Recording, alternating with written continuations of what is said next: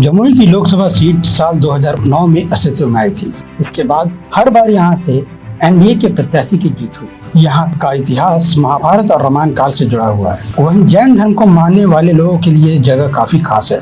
यहाँ जैन धर्म के 9वें तीर्थंकर शबरीनाथ का जन्म हुआ था।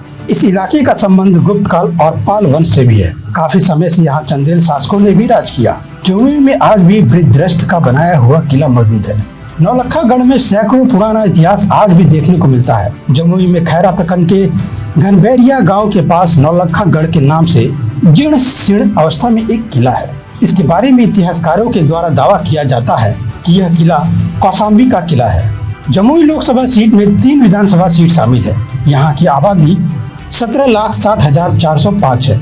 इसमें पुरुष मतदाता 9,06,064 हैं, जबकि महिलाएं 8,44,341 है। यहाँ पे दलित समुदाय के मतदाता अधिक संख्या में हैं और उनका किसी भी पार्टी के उम्मीदवार के जीत या हार को तय करने में अहम योगदान होता है।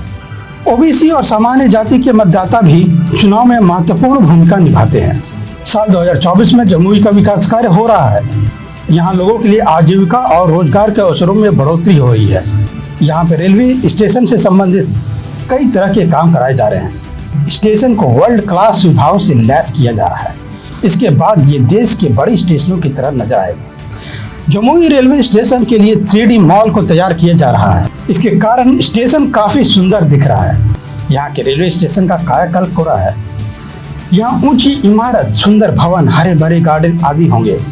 स्टेशन के ठीक सामने पार्किंग एरिया भी दिखेगा। साथ ही सभी को मिथिला पेंटिंग और स्थानीय कल्चर की झलक भी देखने को मिलेगी। साल 2024 के चुनाव पर टिकी सभी की नजर जमुई की लोकसभा सीट से एनडीए जीत कराने की तैयारी में जुटी हुई है। चिराग पासवान इस सीट से सांसद है। वहीं इस बार उन्होंने अपने बहनोई को इस सीट के लिए सिंबल दिया है। मालूम हो कि चिराग पासवान के खाते में एनडीए की 5 सीटें हैं। इनमें जमुई की लोकसभा सीट से चिराग पासवान ने अरुण भारती को चुनावी सिंबल दिया है। आपको बता दें कि अरुण भारती की मां डॉक्टर ज्योति बिहार की बड़ी नेता रह चुकी हैं। वह विधायक और विधान परिषद रहने के साथ ही बिहार सरकार में मंत्री भी रह चुकी हैं। वहीं महागठबंधन की ओर से इस सीट पर राजद की अर्चना रविदास को प्रत्याशी घोषित किया गया है। इन्होंने दावा किया है कि वह इस चुनाव में जीत हासिल करेंगी। उन्होंने कहा है कि जमुई की रहने वाली है। वह बचपन से ही जमुई में रही हैं। इस कारण जनता उन्हें ही चुनेगी। इस कारण इस बार जमुई का चुनाव काफी दिलचस्प होने वाला है। चिराग पासवान की पार्टी एलजेपीआर और लालू यादव की पार्टी आरजेडी में यहाँ कांटे की टक्कर होने वाली है। अब तक किसका रहा इस क्षेत्र में दबदबा? साल 2009 में जमुई लोकसभा क्षेत्र के तौर पर उभर कर सामने आई थी। इसके बाद यहाँ पे एनडीए प्रत्याशी की भी जीत हुई है। इस सीट से साल 2009 में सबसे पहले जदयू के भूदेव चौधरी ने जीत हासिल की है। उस दौरान जदयू और भाजपा में गठबंधन हुआ करता था। दोनों ने मिलकर ही चुनाव लड़ा था। भूपेल यादव ने राजद के कद्दावर नेता श्याम रजक को हराया था। जमुई को अनुसूचित जाति के लिए भी संरक्षित क्षेत्र कहा जाता है।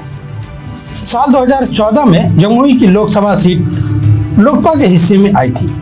इसमें लोजपा पार्टी के संस्थापक रामविलास पासवान के बेटे चिराग पासवान को भी सफलता मिली थी। साल 2019 के लोकसभा चुनाव में इस सीट पर लोजपा रामविलास के राष्ट्रीय अध्यक्ष चिराग पासवान की जीत हुई थी। इन्हें 55.7% वोट हासिल हुए थे, जबकि दूसरे स्थान पर राष्ट्रीय समता पार्टी के भूपेल चौधरी थे। इन्हें चुनाव में 30.4% मतदान हासिल हुए। चुनाव का परिणाम पूरे तरीके से चिराग पासवान के पक्ष में था। वहीं इस बार एनडीए से लोजपा के हिस्से में यह सीट आई है। वहीं चिराग पासवान हाजीपुर की लोकसभा सीट से चुनाव लड़ने वाले हैं। उन्होंने खुद इस बात की घोषणा की है।